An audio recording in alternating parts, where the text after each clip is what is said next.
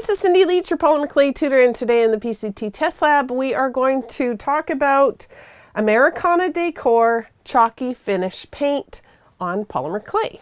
Now, as you know, or you may not know, I like to test different products on polymer clay to see if they are compatible so that we can use them in future projects.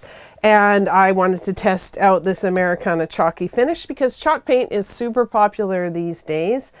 And I did that. I put some onto this bead many months ago, and it is very compatible. There's no stickiness. There's no issues with it at all, which is great. So I'll just show you a little bit about the paint. And if you're wondering what this is all about, this is actually a stamped bead. And then I've put our polymer clay bead that I've put onto a hammered copper bookmark. And actually that's from a tutorial that we did long time ago. And anyways, I'll show you this paint.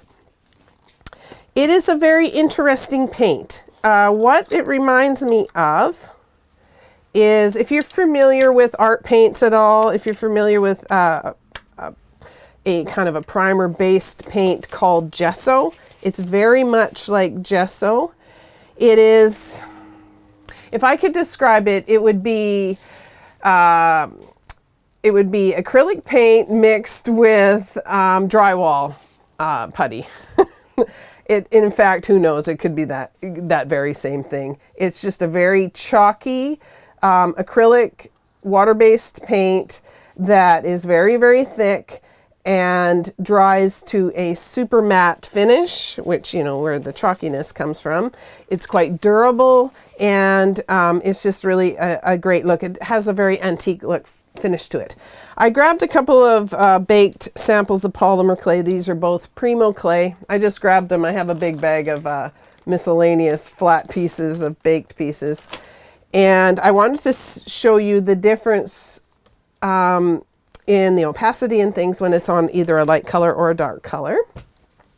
And I'll just show you how this looks. It goes on quite opaque and quite thick. You could use it, you know, you can paint designs or cover a piece completely in it. On my bead sample, I used it as an antiquing medium. Here it is on black, and you can see it's quite opaque, and on white. On something like this, like on one of these stamped rolled beads, if you've never made one of these kind of rolled beads before, it's basically just a long strip of, they make them in paper all the time, but it's just a long triangular strip that you roll up from the wide end, and then you end up with this tapered bead. And this one I pre-stamped before I cut it and rolled it, and so it has a lot of neat texture. Well, you can use a paint like this as an antiquing medium, and in fact it really changes the look of this whole bead. It makes it look a little bit more like ceramic. I'm just going to paint it right in the hole, all the little crevices, and then we'll wipe it off in a sec here. These are really, they come in quite a few colors. I picked up this can or this little jug of it at Michael's. It's probably all over the place. I'm guessing that pretty much all of the formulas that are out there will be compatible, but of course you always want to test first. So I'll just clean out my brush. I don't want it to dry in there. And then you just want to wipe it off. You could use a damp cloth and just wipe it off, and then just let it sit in all the little crevices. And because it's a matte finish, it will have a very, it'll give it a lot of depth to the texture. And see how much, this was very bright, this is more muted, and it has quite a cool look to it. And in fact, I had found, the reason why I wanted to test it on one of these beads is I had found some, I believe this is sesame jade.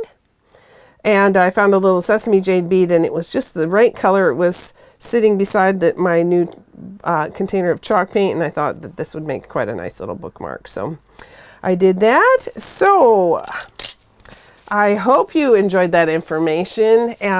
If you did, you might want to try out this paint sometime on your polymer clay. And If it was helpful for you, do let us know. And if you've got any products you'd like me to test with polymer clay to know if it's compatible or not, leave your suggestions in the comment section below. And don't forget, we have just absolutely tons of videos. We may have already tested a product that you'd like to know or tried a technique that you want to learn about. So make sure to search through those videos. If there's other things you'd like to learn, leave those in the comment section below. All right, we'll see you next time, and bye for now.